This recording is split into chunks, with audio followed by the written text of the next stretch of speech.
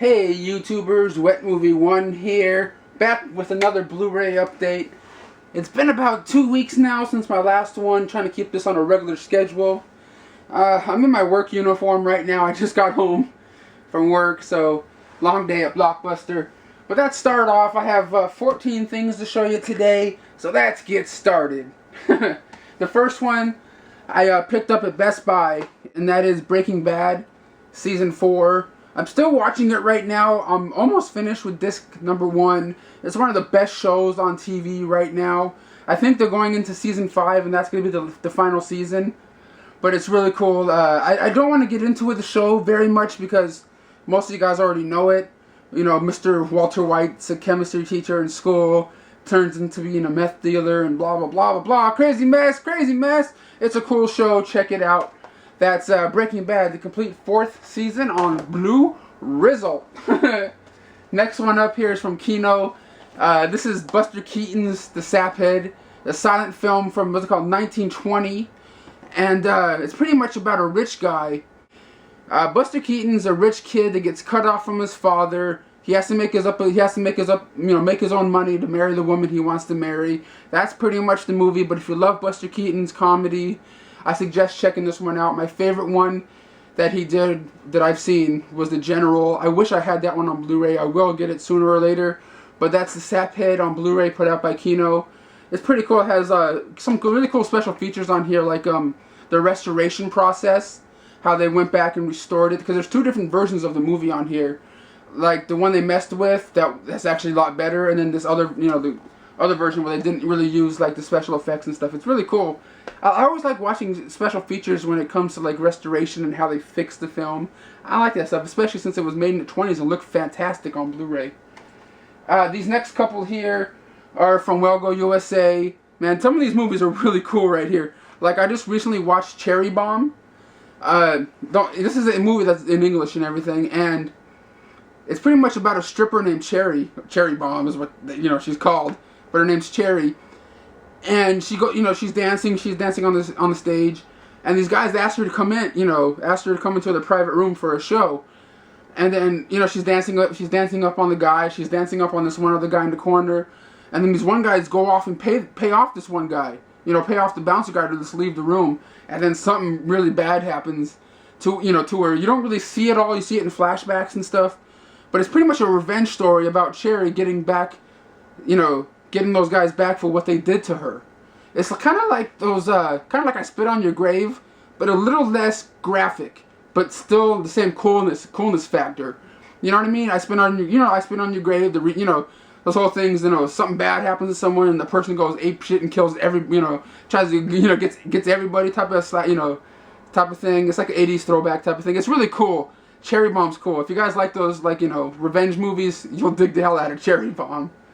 But next up right here is the Yakuza Weapon.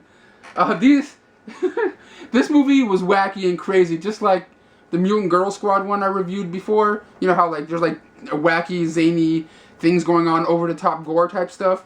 But this one is about a Yakuza member. It's kind of like the mob in China or whatever. I'm probably getting it wrong. About a like a mobster type guy. He finds out that his dad gets killed, and someone else is taking his dad's place. Yet it should be him taking, as the Mac Daddy boss. And he goes in trying to, see what's going on, and he's kind of an asshole himself. I can't say the names right of the characters and stuff, but he pretty much goes back there to kick some ass, and chew bubblegum and stuff, like they live. But in the process of him doing that, he gets his arm blown off and his leg blown off. So, these guys take him in and, reconstruct him, and he has an arm that can, have, a big gun on it, and his leg, he can, bend his knee, and, a missile will come flying out. It's really cool. There's a wacky scene in here. So, it's pretty, like I said, it's pretty much a guy finding out his dad died, and he's going in there to, hey, you're taking my dad's place. Hey, I was next in line, buddy. You know what I mean? And, there was one crazy part in this movie where, one of the bad guys that he's fighting, he has this naked girl, right?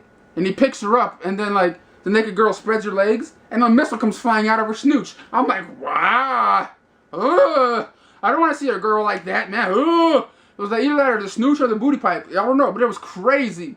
But the Yakuza Weapon is really wacky and crazy, but it's a lot of fun, like the kind of crazy stuff I like. But the Yakuza Weapon, I would check that one out for sure. And this next one up, oh my god, this one's from Logo USA also. This one stars Scott Taylor Compton. It's called Triple Dog. I was going into this movie not knowing what to think, you know what I mean, because I've never heard about it before. And I ended up really liking it. It's pretty much about a group of girls having a sleepover type party, and one of them says, "Hey, let's play a game. I triple dog dare you to," all these little games with each other. If the person doesn't do the dare, the girl gets her head shaved, or whoever girl has to shave their head and stuff. But it's just craziest things they have to do, like, I dare you to, streak, take your clothes off and run down the street while we film it. Or, rob a convenience store. It's really crazy, but there's a little drama thing mixed into it of, why a girl died in the past. It's really crazy, really, it's just a really fun, good time. Like I said, Scott Taylor Compton's in there. I think she was in the Halloween remakes. But, yeah, this one was really cool. Triple Dog. And next up was another one. It's a documentary about what's it called? It's called Hit So Hard, The Life and Death, the story of Patty Scemel. She was the drummer in the band Hole, or still is the drummer, I think. But yeah, it's just a story about her life and what she saw through, what she saw through her eyes and her camera lens when she was in the band, and what she filmed with Kurt Cobain and Courtney Love. It's just the struggle with her doing drugs and how she recovered and how she relapsed and how she recovered again. If you guys like Nirvana and Hole and stuff like that, I suggest checking this one out if you're really into those bands. It just gives you an inside look and stuff like that. I don't want to lie to you, I have never seen a lot of documentaries or things about Nirvana and Hole. I like some of their music. I have the Nirvana box set and everything. But yeah, there's some really there's videos in here with Kurt Cobain holding his daughter and Courtney in there. You know what I mean? It's them talking, and I don't know. It's really touching. It's it's pretty much about people getting in and out of drugs and how bad drugs can be. But that's Hit So Hard, The Life and Almost Death of Patty Scemel. It was really entertaining. I'm glad I saw that one. Alright guys, next up from Lionsgate is The Flowers of War. This one stars Christian Bale. He plays going in as an Undertaker type of guy, embalmer or whatever, to this church in China while this big war is going on.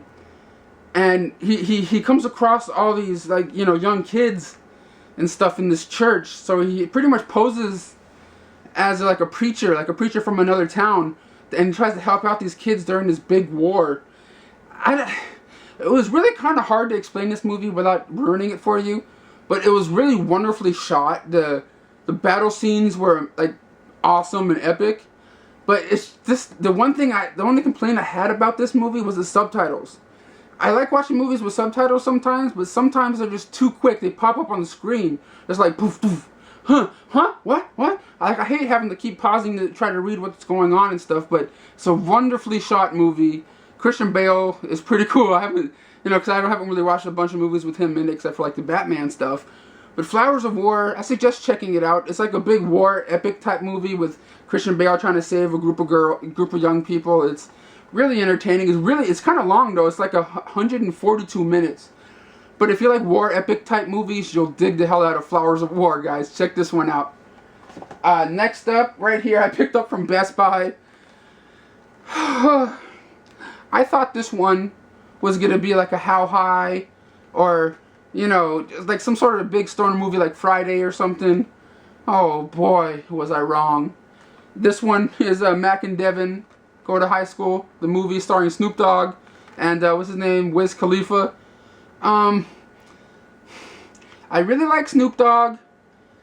I really like Mike Epps that's in this movie. Andy Milonakis is in this movie, but they're in this movie barely. It's kind of like they have some of these star talent people in here, like I said, Mike Epps and stuff, but they didn't really use him to his capacity. He could do much more than what they put him in as a teacher and stuff. I don't know. I just think they could have done a lot better with this movie. And Snoop Dogg's probably in his early 40s or something, playing a high schooler, which is kind of funny because it's a stoner movie. It's okay, whatever. You know what I mean? That kind of stuff doesn't matter. But It's only about an hour and 6 minutes, I think. 76 minutes. But that's with the long credits, though. But I don't know. I think I chuckled once or twice during this movie, because Snoop Dogg's pretty funny. He knows comedy, but I don't know. I think they just kind of, it was kind of a mess. You know, like, I don't know how to explain this one. It's kind of weird. Snoop Dogg is still in high school after like 15 years or a century or whatever, and he's like selling drugs, doing drugs, blah blah blah. That's it. It's weird. I really don't know what else to say about Mac and Devin go to high school. It's just really, really kind of bad. Wiz Khalifa did a pretty good job acting in this one. Snoop Dogg's cool, but Wiz Khalifa, for his first feature film movie role, I thought he did a very good job for what he did in this movie. Next up is from Asylum. I have Abraham Lincoln versus the Zombies from Asylum. You know, I can't really say anything bad about this movie. It's not perfect, but it's not horrible. It's watchable. There's like, the action scenes are pretty fun. You know the effects are kind of cheesy and stuff like that. But there's a lot of heads getting chopped off, and I don't know, it's pretty, that kind of stuff is cool and funny. I always love zombie movies. This was cool. The only parts of the movie I didn't like is when there's like a group of people and there's like dialogue scenes and stuff. I'm like, get to the action, just get to the, zombies getting their heads cut off and peens cut off, whatever. But this one, I can't say it's terrible. You know what I mean? Like, it was watchable. It's pretty much Abraham Lincoln. He's a president. Zombie attack. You know what I mean? Like, get the Confederates. Yeah. But I just gotta say, the main actor of this movie, I can't remember his name right now. I think his name is Billy Jr. or something. Billy Oberst Jr. I can't see it right now. My eyes are bad. But I thought the guy that played Abraham Lincoln was pretty good for a movie of this caliber. The action is cool. The heads, like I said, getting chopped off, and what's his name? Abraham Lincoln with this big thing cutting people's heads. It's stupid, but it's so stupid it's cool. You know what I mean? I suggest checking Abraham Lincoln versus the Zombies now on Blu Ray. I think there's DVDs too of this, but it's not bad. I can't really bag on the movie. It's not perfect, but it's fun. It's the perfect blend of cheese and stupidness. Yeah, these next two right here are from Mill Creek, and that is Terminal Velocity. I did a review video with Gabriel. It didn't really turn out that well, so I'm just going to talk about it in this video. Terminal Velocity is pretty much Charlie Sheen is like a skydiving teacher. This one, gorgeous woman comes in, asking for lessons, and then during the prep process up in the airplane, he goes and gets distracted for a second and asks the pilot a question. And he turns around and the girl's like flying down. She jumped out of the plane. She's flying down. She bounces off the earth, and she dies and stuff. But come to find out, she's not really dead, and he gets caught up in this whole weird espionage type thing. But not CIA, but I don't know. He gets caught up in this whole espionage type weird business. And he's trying to figure out what the hell's going on, you know what I mean? Like, is the girl bad? Is the girl good? Who are these people after the girl? It's just really, really cool. Charlie Sheen was definitely winning in this one.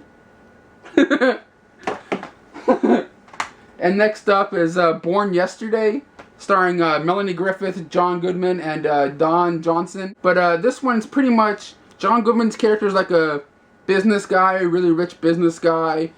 His wife, played by Melanie Griffith, is kind of ditzy and dumb. Not really dumb, but just kind of like, and she's always talking. And he's like, okay, be quiet. Like, she's like talking about him on the news, and it's he pretty much hires Don Johnson's character to smarten her up. You know what I mean? And then like, whoops, is there gonna be a relationship between Don Johnson and Melanie Griffith? We don't know. But that's pretty much the synopsis of the movie. But all in all, I don't want to lie, it took me 2 sittings to get through this movie. It's nowhere near a masterpiece, but if you love John Goodman like I do, you have to check it out. You know what I mean? It's only like $5 out there. I suggest checking it out, but it's not a high recommend. It's just kind of like a, how like, Ebert and Roper will go thumbs up. I'm not going to go thumbs down, but I'm going to go right in the middle with this one. That's Born Yesterday. And the next one I picked up at Target. It was $5. And boy, the quality of this movie, boy, was so bad. It looked like they took a VHS and they dumped it onto a Blu Ray or something. It was kind of weird. Like some parts looked okay. Most of it looked like, what the they're shooting outside next to a beach. They can't look good. And that's the truth about cats and dogs. Okay, don't be judging me. Don't be like, Brendan, why did you buy this movie? Okay, look, I like Janine Garofalo. I've owned the DVD before. It's a funny little story, alright? It's about a girl played by, what am I talking like that? I'm not a gangster. I don't know why, yeah, I am kind of a gangster, you know what I'm saying? Because I'm the boss. But, it's about a girl that play, Janine Garofalo. She's a radio DJ. Not a DJ, but, she has a radio show and she talks about, like, animal advice. She gives animal advice to people like, hey, my dog can't poop. What do I have to do? And then she goes, well, all you have to do is put a glove on, stick your finger up that cow butt, that dog's butt. Stupid stuff. I'm just making stuff up now. But, she does that and this one guy calls her. She gives him the advice and he ends up really liking what she done for him. So he wants to meet her and blah blah blah, but he's never seen her. So she's like, oh my god, he's cute, but I don't know what to say. So she asks her friend, played by Uma Thurman, to take her place. So like he thinks, she is somebody different. I'm getting all over the place right now. It's weird, it's wacky, it's fun, but the picture quality on the Blu-ray, if you have the DVD, just keep your DVD. The truth about cats and dogs. Alright guys, I got 2 more things to show you, and then this update is over until I do my DVD one. I don't know why I haven't done just a regular DVD update. I don't know why I keep holding off on that, but I have 2 more Blue Rizzles to show you, and then this update is over. Next up, I got The Faculty on Blu-ray. Picked it up at Best Buy. It was like $5.99 in the little $5.99 dump bin.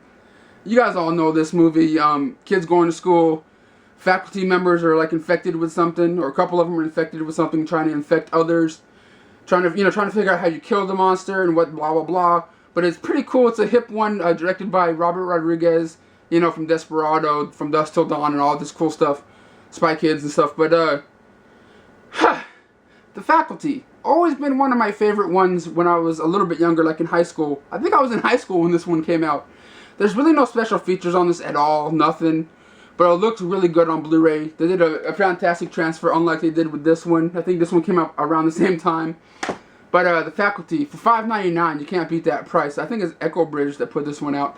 But Faculty, check it out. Josh Hartnett, Elijah Wood, and that one girl from Deadwood is up in there. Yeah. And the last one I want to show you and talk about.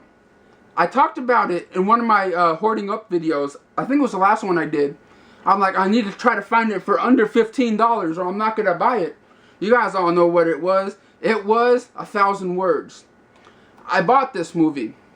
I bought it from my Blockbuster. I know it's a rental, right? You see, like, it's in the rental case. I'm just waiting to, open it up and, like, take the, this thing out and put it in a Blu-ray case. But, yeah. I was at work, right? The couple days after it came out. Hold on. Yeah, a couple days after it came out. And I ended up, like, scanning the back of it to see how much it would be used. And it said $12.99. I'm like, there's no way my boss is gonna let me buy it now. It's too new for him to let me buy it. And I'm like, dude, he was really busy at the time. I'm like, yo, can I sell this to myself? He's like, yeah, sure. Like, I don't think he even looked at it. And, I get 20% discount at Blockbuster. So it was like $11 with tax or something. Like $10.50 or something like that.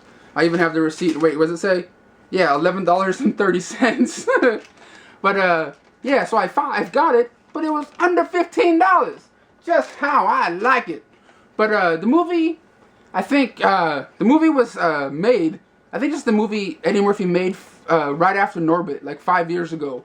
And, Paramount was sitting on it for 5 years, and I guess they just decided to dump it on dump it in theaters and then dump it straight to Blu-ray, because there's no special features whatsoever on this movie. You know, it's like audio options and stuff like regular Blu-rays, but not a behind the scenes, not a trailer, nothing.